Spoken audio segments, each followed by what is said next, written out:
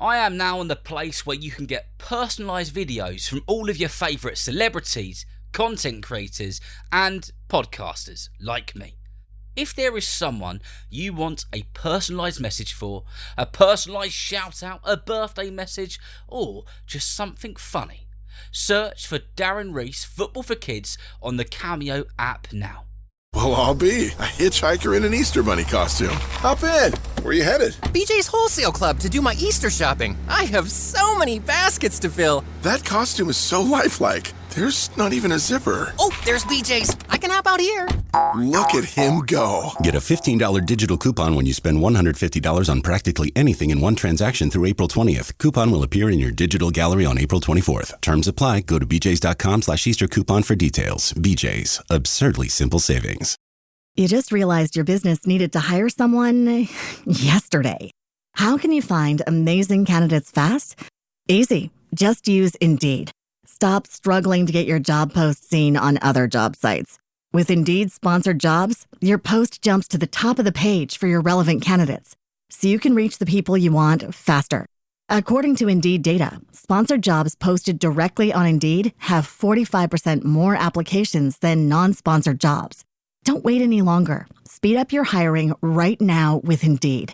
And listeners of this show will get a $75 sponsored job credit to get your jobs more visibility at Indeed.com/kidsandfamily. Just go to Indeed.com/kidsandfamily right now and support our show by saying you heard about Indeed on this podcast. Terms and conditions apply. Hiring? Indeed is all you need.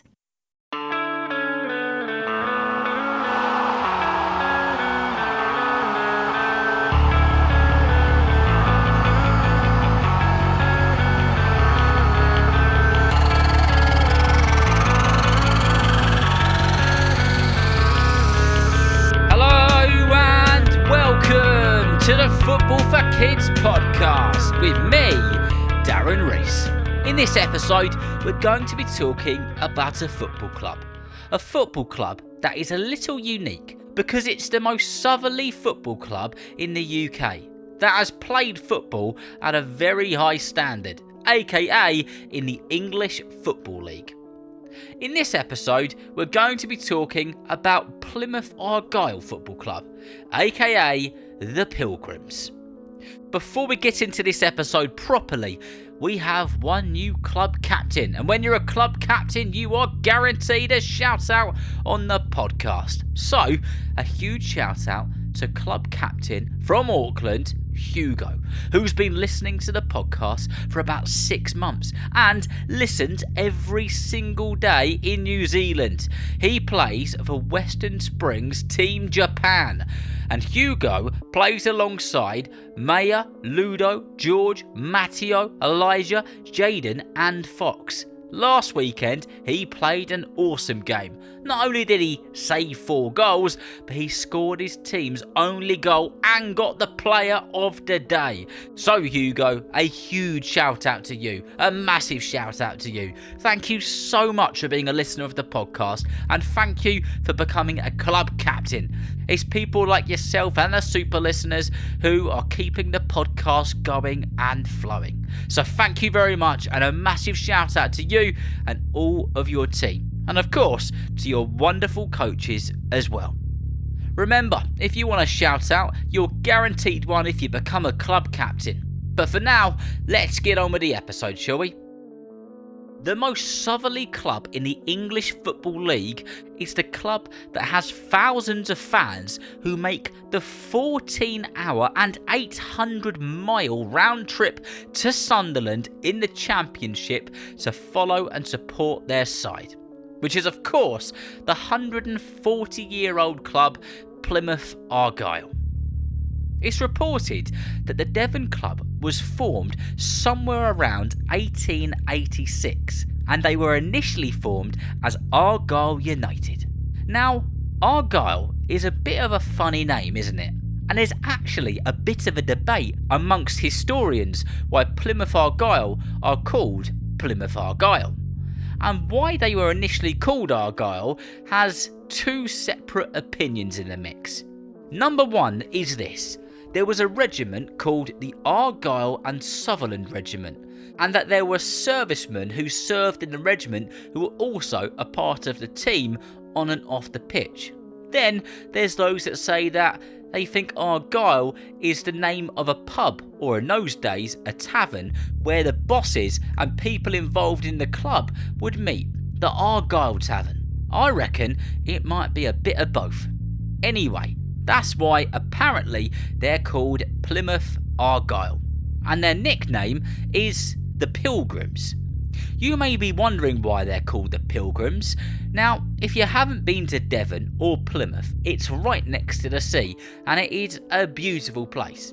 And although there are a lot of boats that cruise around the coast near Plymouth today, there would have been many old style pirate looking ships which cruised around Plymouth and the surrounding areas hundreds of years ago. You may or may not have noticed that in the Plymouth Argyle crest or logo there is a big old fashioned ship which is in it. Now that ship is where Argyle get their nickname from. The ship in their logo is called the Mayflower. The Mayflower is a very famous ship and a huge part of Plymouth's history. And this is the ship which used to sail people from England to America who were looking for a new life. The trip would take approximately 66 days, and those that used to be brave enough to make the trip back in the 1600s to start a new life in America were known as Pilgrims. And over 400 years later, those trips and that ship are still celebrated today. And that is why the club are called the Pilgrims, and that is why that ship, the Mayflower ship, is in the crest all of these years later. The name of the ground that Plymouth Argyle play their home games in is called Home Park, and the club started using it, Home Park, around 125 years ago. Initially, it was used for rugby, which was a popular sport in England all those years ago, just like it is today. It was also used for athletics. But the person who owned the land was a big football fan, and he wanted football to be used on his land. So, football it was. Home Park was once just a wooden stand that could hold around 2,000 people. And then another few thousand people would lean against the fences around the pitch. So even 125 years ago, Plymouth Argyle were attracting a decent number of people to each of their home matches. Around 20 or so years later, things really started to get interesting for Plymouth Argyle. They went up the leagues, they were developing quality players, and then rather randomly, they went on a trip to South America where they would play in some exhibition matches. One of their exhibition matches would be against the Uruguayan national side. Yes, you heard me right, a club team from the beautiful southwest of England playing a South American national side. And get this, they won.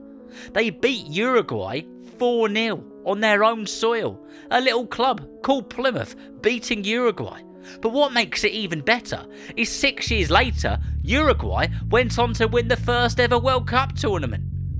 However, it didn't stop there though. Then they went on to play the Argentina national side, and they beat them as well. And guess what? Yep, you got it, it didn't stop there either. Plymouth Argyle of Home Park then played the formidable Argentine side Boca Juniors, and this story is a cracker, so make sure you got your listening ears switched on. It was the 9th of July in Argentina when Plymouth Argyle and Boca Juniors would play in a friendly match. Thousands were in attendance to watch this match between the two teams, and the Boca Junior fans, who have always been a lively bunch, were no different back then. Boca Juniors opened the scoring. They went 1-0 up. Then there was an almighty pitch invasion where hundreds of Boca Junior fans ran onto the pitch, grabbed a player each and tossed them all around in the air, celebrating like they just won some sort of major competition. The celebrations apparently went on for so long that the referee took 30 minutes to get the game back underway again. And then Plymouth were awarded a penalty. It's then said that there was a conversation on the pitch about another pitch invasion happening if Plymouth scored. So the players agreed that they would miss the penalty to avoid anybody becoming in any form of danger and another pitch invasion, and so that the game could just carry on as normal. However, the Plymouth player who was set to take the penalty was having none of it. He said he would take the penalty, and if it went in, it went in. And if it didn't, well, it didn't. He scored. There was another pitch invasion, and the referee had to abandon the game. Who would have thought little Plymouth Argyle on tour in South America, beating national sides and causing havoc at Boca Juniors? What a story that is.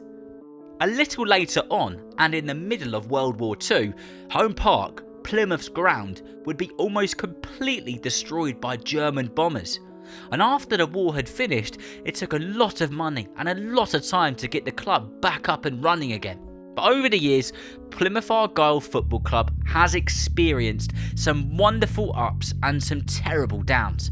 But in the 1970s, they experienced some more ups, when a very well-known player you might have heard of before came to town. It was a bloke called, what's his name? Oh yeah, Pele.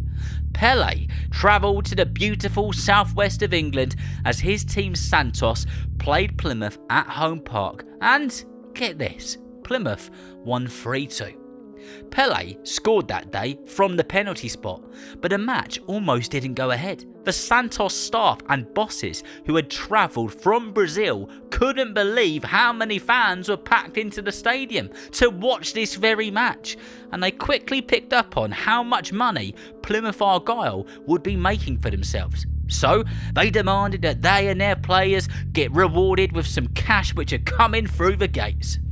But who would have thought? Pele at Home Park. What a moment.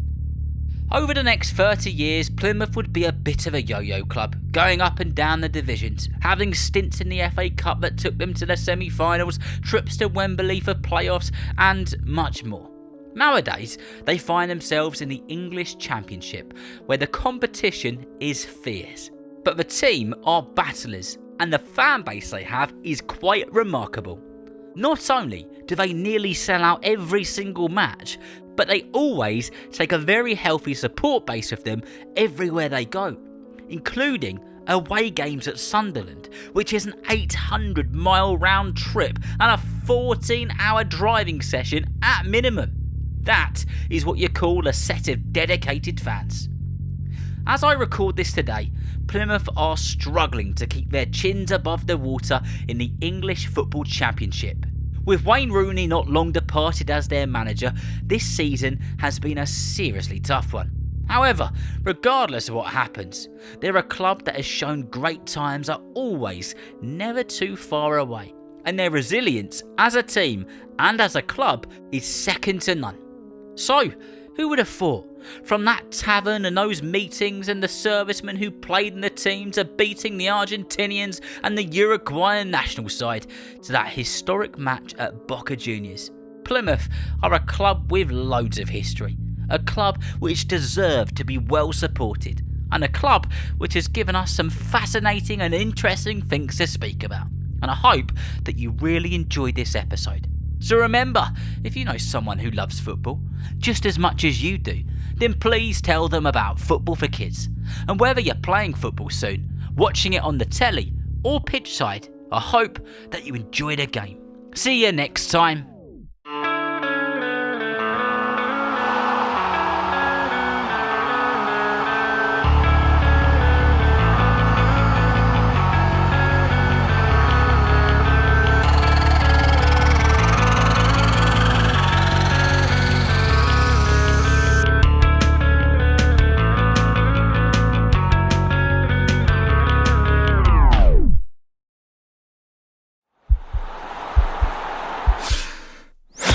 This podcast is part of the Sports Social Podcast Network.